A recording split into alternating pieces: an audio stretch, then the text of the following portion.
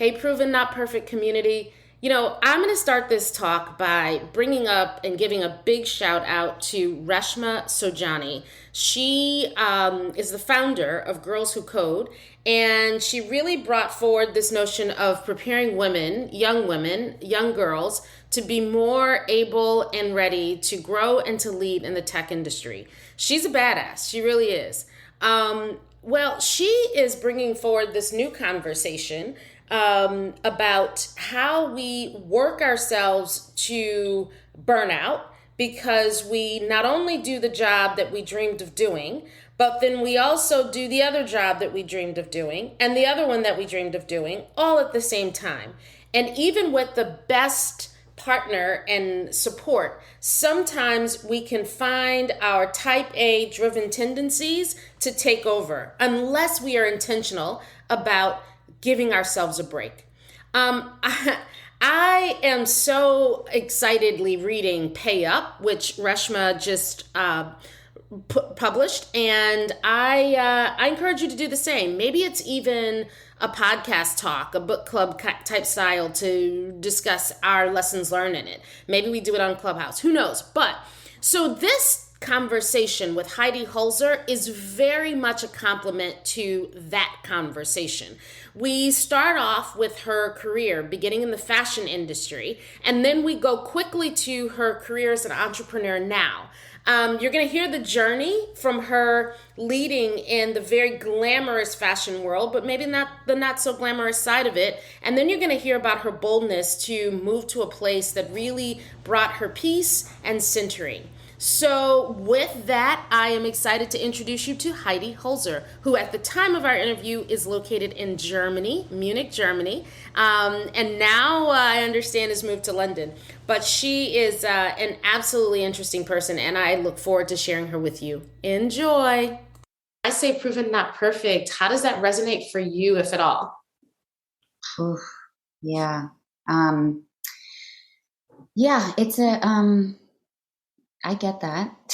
So I call this, what did I say? I was just talking to someone, I feel like a lot of yogis out there, yoga teachers, especially, if you ask them their background or how they got into yoga, usually they had a different life before, right? Yes. They had this fast life and then they found yoga, right? And so sometimes when I tell people this story, I'm like, oh, this is sounding so boring now. Like, I feel like I need to jazz it up or something, because it's like so many people get to this sort of burnout. And I think especially with COVID, I mean, I'm sure if someone did a research on how many new yoga teachers there are right now, I think there's probably a lot, right? Is people just being like, I'm done with, the craziness, the stress. Like all of a sudden COVID gave them that chance to sort of, yeah. But yeah, so I had a fast life before, and that fast life was in the fashion industry, which is, can be smoke and mirrors. It's a very perfect industry to some. And to some people, I had the most perfect, amazing, most coveted job that a girl would want, but again, that's, it's an image and sort of what we assume. And, that whole idea of being perfect and looking perfect and, yeah, it's just not all it's cracked up to be, right? Because if you don't feel good inside, it doesn't work. It really doesn't work. You can hold it up for so long, but eventually that facade crumbles. So yeah. Tell us about the facade crumbling. So I want to hear that, because I think that so many of us grapple with this place of what will they think, what will they say, right? In particular, when you're raised with a desire to please sometimes, to get the A's, to get the straight A's if you can, and to achieve, right? You are dead on right. So many of us probably listening, gender irrelevant, have sort of made the fashion industry the quest, the place that if we could all do whatever thing we do and do it in the fashion industry, we will have arrived to some place of, perfect aesthetics and nirvana, right? But once you start peeling it back, you seem to learn that everything is all just the same, right? It's so much what it is. And I'm going to say something that I had to come to grips with. It's what I owned, right? It wasn't always the situation or the place. It was what I brought to, which was some of that as well. So would love to hear just a peek of Heidi in growing in that space, and your truths going into it, maybe your knowns coming out of it, and what was your pivot point, if you wouldn't mind sharing that with us. Oh, so many questions. And Only if I I start to love your yoga. I love how you did a inhale, exhale. so key. Yes. If there's anything I can teach anybody, it's those breaths are so important. Oh And just God, yes. Yes. yeah, I definitely wasn't breathing for 16 years when I was in the fashion industry, and I was in New York City, which is where you go, right? Yeah.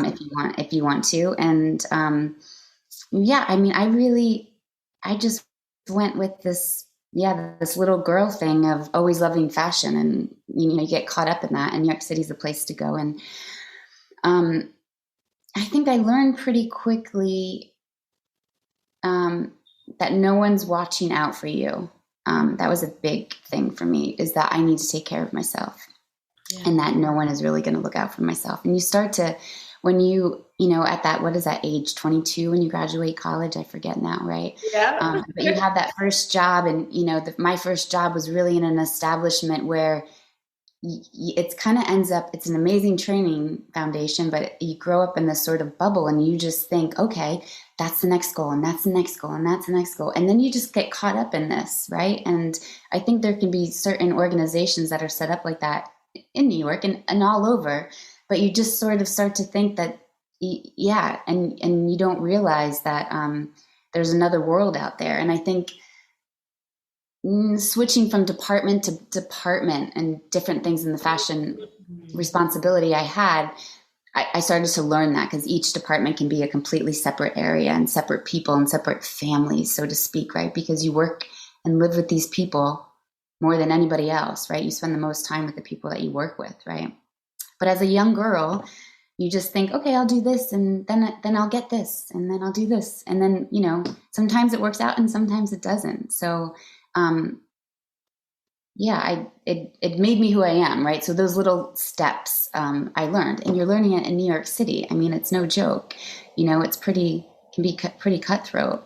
And then I go to another company. I've only worked 3 companies in my entire life, so it's not the usual over a course of 16 years. So it's not the norm. I mean, I know what you've done too, Sean. So you know what it's like to move around, but yeah. And then once I step out of that bubble of that, the first 6 years I spent my career, I was like, oh, wow. Like, oh, that's not all it. Oh, now I see so many more things, but you really have to step out of things in order to see them. Because when you're in it, be it work, be it a relationship, be it, I don't know, whatever, it's that step back, that inhale and that exhale that really can clarify things or make things a little bit more transparent. So the moves for me in my career when I moved, those were always big sort of, what does Oprah say? Aha moments, right? Just these yeah, they open things up as far as things aren't quite what they seem. And then, yeah, so, I mean, those were big moments. What else were my pivotal moment? I mean, I think would be those jumps when I moved companies. And then, yeah, so 6 years at one company, 10 years at another company. And I worked my way up from the second company as a buyer to vice president, right? And blood, sweat, tears for sure in that business, going through 2008 financial crisis and being sort of head of a company is like, yeah, you don't forget those moments of just holding it all in and, and setting the standard for everyone in the company too, right? Because you want to lead by example. At least I do. And yeah, so that's kind of tough. And then so leaving that company of 10 years to And at the time, I didn't know what it was. I just know that I was ready for change, right? But I didn't know it because I was moving so fast that I didn't know that that's what I needed, right? This is the fashion industry. You buy goods 6 months, 9 months out, right? And then when the goods hit the floor, you're already on to the next season. You're in Paris, you're in Milan, you're London, you're like this. I was like this. Constantly. Yes. And it's not a business that stops, right? I mean, I have stores that I buy for, so I have to talk to those managers. Stores are open on Saturday and Sunday, and then hello, online shopping. I mean, it's a 24/7 job. And I lived it. I breathed it. I owned it as if it was mine, right? And that's another sort of learning experience too, is, I'm sure when you start to work for yourself, right? It's like, do I want to just keep giving my energy and my time to someone else So anyway, I had a job offer in Germany, continuing on that fashion scene. And then it was like this lifeboat. I didn't know it was a lifeboat at the time, but I was like, yeah, great. They're going to have their shit together. Am I allowed to say words like that? Yeah, girl. Yes, you are. So I had big. Because you're like, yes, they must be. This must be the better place. These people must really all team and be one and be there, whatever, right? Everything that I was like, yeah, I'm ready, done. And at the time, no kids and no husband, no boyfriend, and da-da-da. So I was like, okay, here we go, let's do it. And then I got here, and then it was like, no, the grass is not greener. No. You know what, Heidi? I would love to hear if this is a truth of yours. There's something about going from opportunity to opportunity. And when you're people like us, those are almost always synonymous with advancement, right? You bring this new place of hope, but when you're met with things that feel like past politics, past harms, past very hurtful competition, each time you climb to that new thing, you're connecting it to a story of familiarity, and you're making a choice on what your new beliefs are. And I think that's why when you say, I think that my pivot came from the changes, that's why that resonates for me. Wow. You just blew my mind.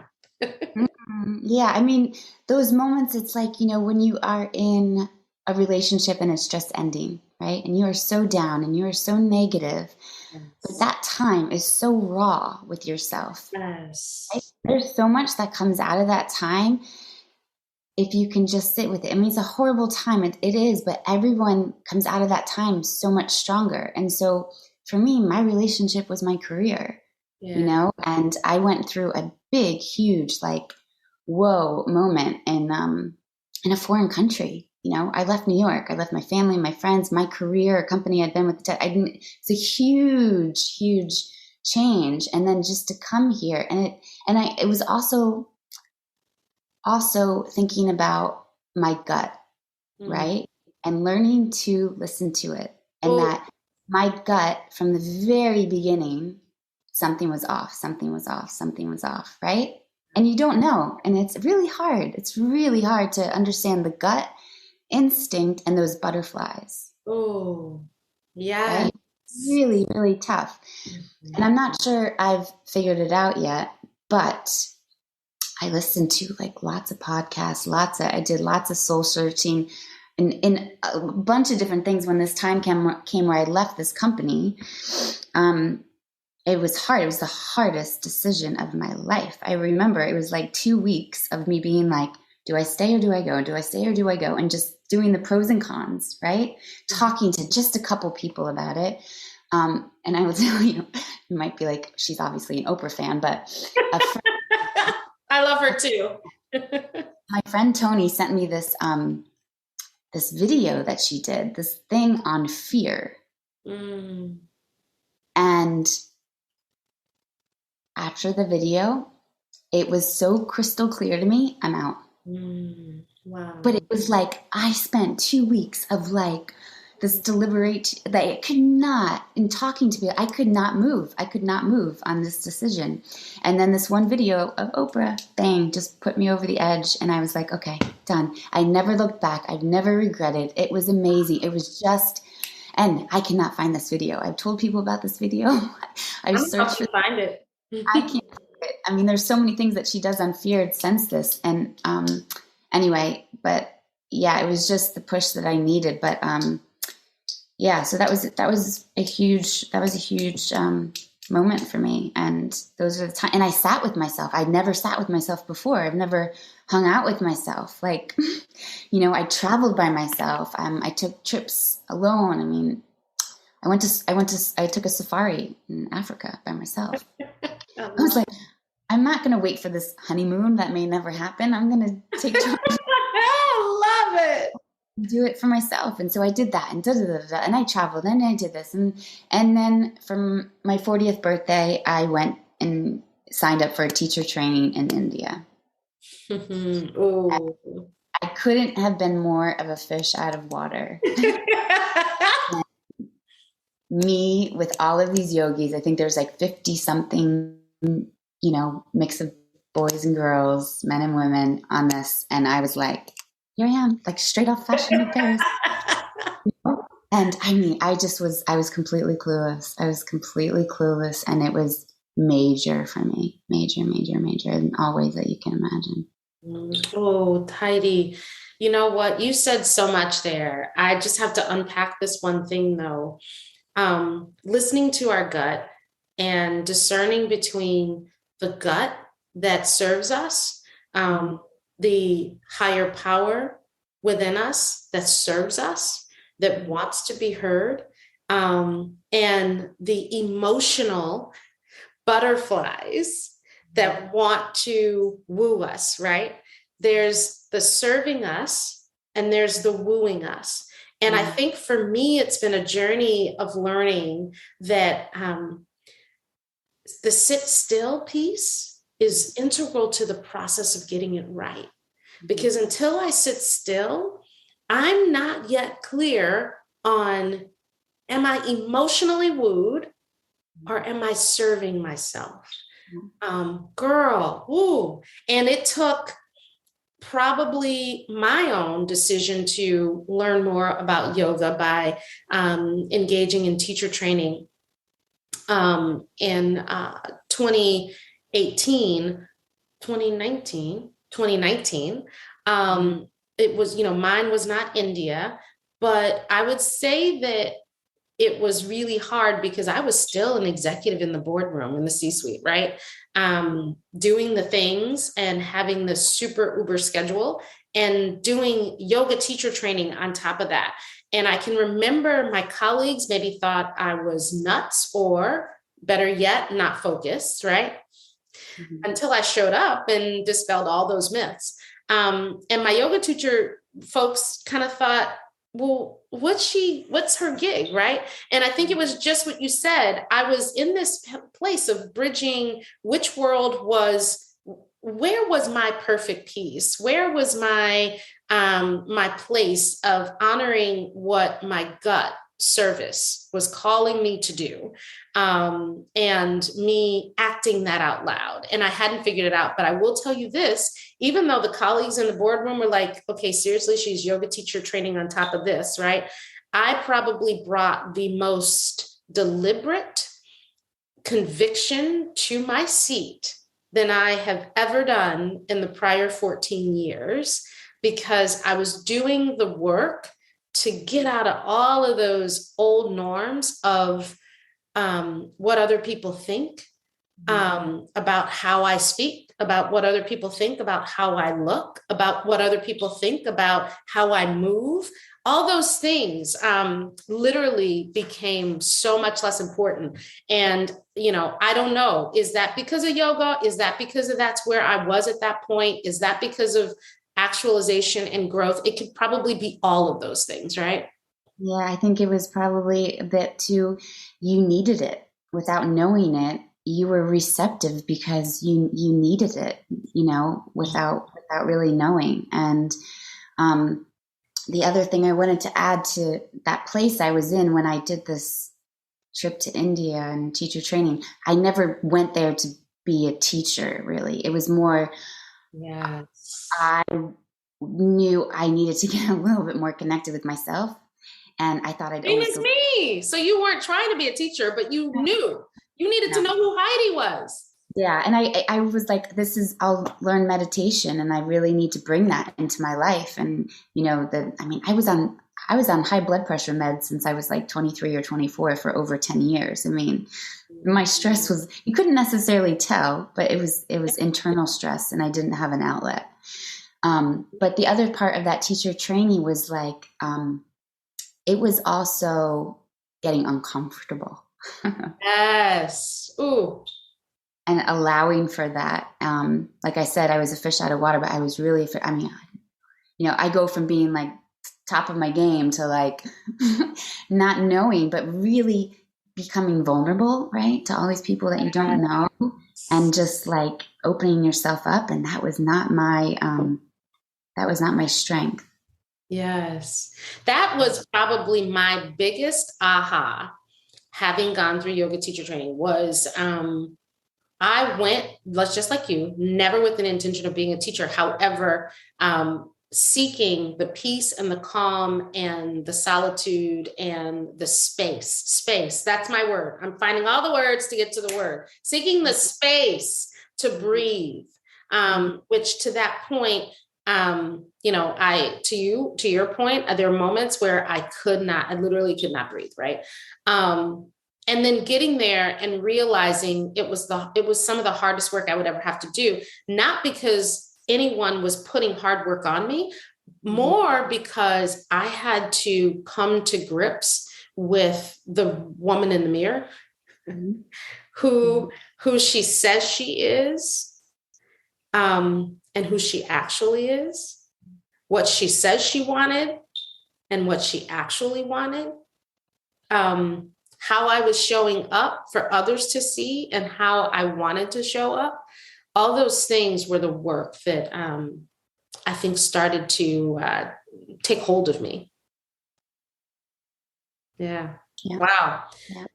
So, Miss Heidi, so here's the question for you. As we shift now to you in this new world of exploration in yoga and entrepreneurship, tell us what you're doing now, where you are and what you're doing and what's on your mind. And we'd love to hear that. Oh God, I've done so. Well, first I started with yoga and then I still didn't know what I was going to do when I got back. And I did this amazing trip in Nepal, fronted by the International Trade Conference, where I led a team and we shot a documentary in Nepal. So it was like I just came back from India. Then I got to go to Nepal. Oh my God. Consulting basis. So that was great. And then when I was in Nepal, I got a call from a studio owner saying, I heard you're a yoga teacher. We're looking. Do you want to teach? And I'm like, whoa, okay. And then it was like, just do it, right? And I remember they said this in teacher training, which I thought was like, oh my God, maybe I shouldn't be saying this, but whatever, it's kind of life, is this fake it till you make it. And I'm thinking, yoga teachers are saying, people are telling that as a training, like authentic and da-da-da-da-da, but I get it now. It's the first step. It's taking confidence, and it's everyone's first step, right? And don't be prepared. And that's not to say don't do your homework, but anyway, that you have to jump in, right? And so that was my biggest take from this training is do it. You learned it, use it. It's like, if you're going to listen to a podcast or you're going to read a book, use it, share your knowledge, what you did, it's just, otherwise it's just gone. It's just, I don't know how your mind works, but mine is like, there's so much going on inside. If I don't, it's out of here. Anyway, so I started teaching yoga in Munich. And then the studio was like, we need you to teach bar, right? Do you know bar? Yes. That is a very interesting, tough workout. Yeah, okay. I couldn't do that workout. I'd be shaking. I'd be like, whatever. I'm like, why do you want me to teach this class? But I had to. it was part of the deal, right? So then I learned bar, right? And then I just kind of got into it because it's like you can do music. It's kind of like I used to be a dancer, so kind of choreographing and da da da, cool. And then I started teaching hot vinyasa. I convinced like these hot Bikram studios to let me teach a vinyasa class because there was no vinyasa in New York. I don't know if you've ever taken hot vinyasa, but I loved it in New That's York. my favorite. Mine too. I mean, it's just like what it does for your body and just feeling like you're detoxing if you are really who there's so much controversy, da, da, da, da, but I loved it. And that's the most important part, how you feel.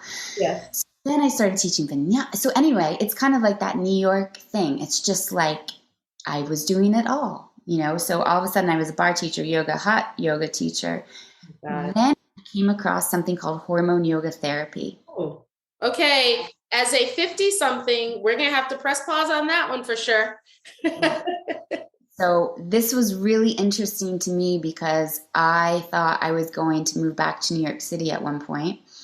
And I was like, what am I going to do? I'm going to go back into the fashion industry. Like I can't be another of the 2 million yoga teachers that already exist.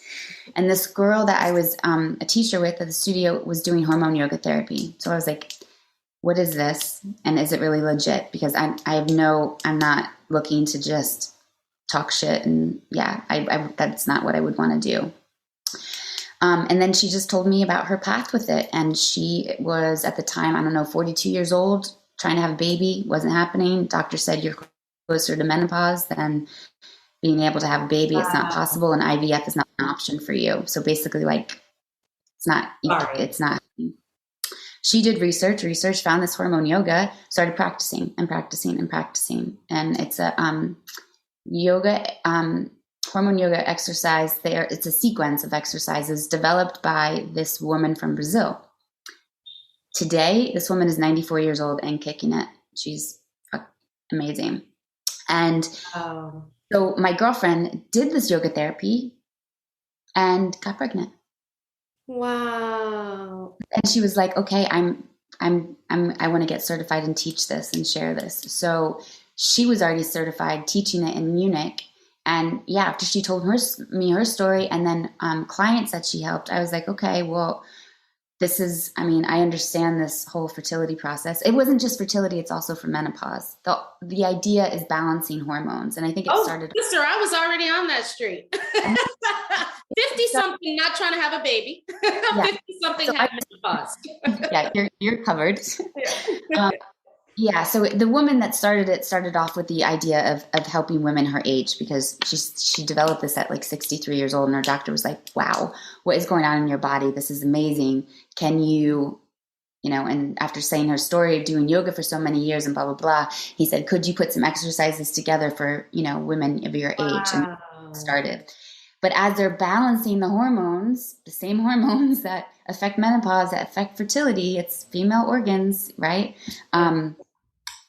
It was then aware that it could also help women going through fertility. And so it's been a mix of the people I've worked with. I've worked with both right now. And so this is like something that's really, in New York, it's crazy because nobody I know is doing this. Mm-hmm. And it's a holistic approach. It's not with medication. It's not with IVF. Or if the women that are going through menopause right now, the hormonal supplements have been linked with different kinds of cancer. Yes, right? That's right.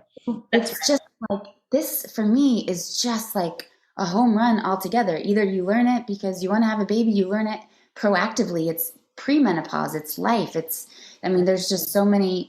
Anyway, so I did that. I got certified. I did that. I learned about that. I went to Prague to do my certification and met with this woman from Brazil. Yeah, so super cool. And then what else did I do? Oh yeah, and then during COVID, I got my Pilates certification because I was doing all of these classes with moms and bring your own baby to class, right? They didn't have this concept here. So working with moms, getting their stomachs and everything back into shape with the bar class. And then that got me interested in the whole core Pilates powerhouse, if you know anything about that. Anyway, so that's it. I just built up my resume and I'm teaching all kinds of things, and then my classes switched to private clients. So now it's like I have a huge private client base, men, women, from 20 years old to my oldest client is 83 years old. I've been working with someone that just had hip replacement, so it's kind of going into this like physio sort of. Anyway, the bottom line is that it's rewarding. Yes. So Heidi, I need to unpack this really quick before I don't want to misuse your time because it's getting later in the day for you there on the other side of the world. But now you are in this new zone, the zone that you chose for freedom and for movement and energy. How do you keep yourself from layering in too much? Perfection. And leaving the space, girl. I need to know that, because whether this is somebody's listening to this and they're thinking yoga doesn't really resonate for them, this conversation isn't about yoga resonating or not for you. This conversation is about how do we as leaders, as people, as individuals, maybe a woman, maybe a man, maybe any, whatever you call yourself, right? The point of the matter is, how do you go from this space of being in too much and then just having this natural drive to bring up too much again? Because I've had to put myself in check over these last couple years to say, okay, you just peeled off to layer back in too much. Yeah. There's that energy that is, that you experience. And the good thing is Munich is a village, right? I mean, I'm surrounded with lederhosen and dirndls. I mean, it's like, love it. That slowed me down tremendously. My whole beat, my walk, the whole smelling the flowers, like all of that. But when I go back into New York City, it's like the pace, Yes, I do. And it's a really interesting process to find that right speed. But I will say that, in terms of learning something new, I was teaching, and also working on a different salary. Yoga teachers don't make a lot of money. That's interesting, and that's a lifestyle change. That's a huge having appreciation for people in different industries, right? Service industries, especially because what happened was I went through this breakup, right? And I was at a negative. And when you're at a negative and you have to step into a room, I never realized that I was giving away so much. Because it never felt like work for me, to walk into a room and teach a class or to welcome people into the studio or whatever it was. I didn't realize that you subconsciously take that energy and it can be transferred, or not even that. You just have to be up. And so I think about that now. It's like, even if I go into a coffee shop or whatever, that person is constantly, it's like, it just makes you a little bit more aware, and so that was a big learning experience for me, but also that I physically can't teach 25 classes a week. I need to be now smarter about my business and how I do this. But I also learned boundaries, right? Boundaries and boundaries in the classroom, in the studio, or if I ran into someone on the street, or boundaries not even just in this yoga space, this business of mine, but in my friendships and family. Boundaries are important, right? And the older you get, if you do take the time to sit with yourself, you can learn this about you. Girl. And it's really, it's important. So I'm going to go here and put a teaser out there for the community. And that is this notion of experience, this notion of retreat, this notion of finding space and sitting with yourself is something that I know Heidi, as a leader and a businesswoman and an entrepreneur, is thinking a lot about. It's certainly something that I, as a leader and a businesswoman, am thinking a lot about. And so who knows what you might see in the future? Who knows? You don't. Gotta be open to it. Gotta be open. Heidi, girl, your energy is infectious in a wonderful way. You are the most chill German that I've ever talked to in my life. From my American side, I am half German, half. That's right on. But no, in all seriousness, no, this has been a wonderful, wonderful conversation. I know that there are nuggets that folks have received. I know that you got folks thinking, which is always the gift that we can offer, right? As we grow in our own footsteps, I totally believe that there's so much grace and allowing other people the clues to grow as well. And so I choose to continue this path with you in my journey. I'm so excited that we're now friends, and I'm looking forward to getting to know you more, girl. Yep. Hot diggity. Nice meeting you, Shontra. Thank you for having me. This is cool. Thank you. How do people find you? Just real quick. How do they find you if they want to know more about Heidi Hoelzer? Yeah, sure. So I have a website. It's called HIYO life.com. Excellent. HIYOlife.com. And you can, my classes, online classes, retreats, that's a big one. Find that space. And yeah, so that's it. Thanks Awesome. Thank you for coming. I loved it, and hope that you enjoyed the experience too. I know you've blessed a lot of folks. Okay, cool. Thanks, Shontra. Bye. Bye.